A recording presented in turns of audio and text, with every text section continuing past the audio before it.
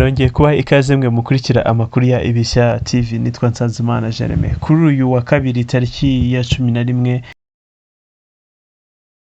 ukwezi kwa Gashyantare 2025, guverinoma y'u Rwanda nibwo isohoye itangazo rivuga ku mpanuka yabereye mu karere ka Rulindo yo mu bwoko bwa bisi ya international itwaye abagenzi iva i Kigali yerekeza mu karere ka Musanze ikomeza no mu karere ka Rubavu. Guverinoma y'u Rwanda yihanganishije ababuriye ababo mu mpanuka y'imodoka yahitanye abantu 20 abandi bagakomereka.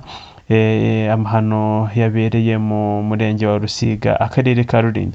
Abakomeretse bahise bajyanwa mu bitaro bitandukanye bakaba bari kwitabwaho n'abaganga. Iri tangazo rivuga ko guverinoma iratanga ubufasha bukenewe ku miryango yabuze ababo no kubakomerekeye muri iyi mpanuka, kandi guverinoma naboneraho kwibutsa abakoresha umuhanda cyane cyane abatwara ibinyabiziga kubahiriza amategeko n'amabwiriza bigenga imikoreshereze y'umuhanda kugira ngo hirindwe impanuka zihitana ubuzima bw'abantu. Nakwibutsa ko abahatuye n'ababonye uko impanuka yabaye bavuze ko imodoka yapfumutse ipine maze ikabura balance ikerekeza iyimanga mu musozi. Reka turebe akavido kagaragaza impanga n'umusozi iyi bisi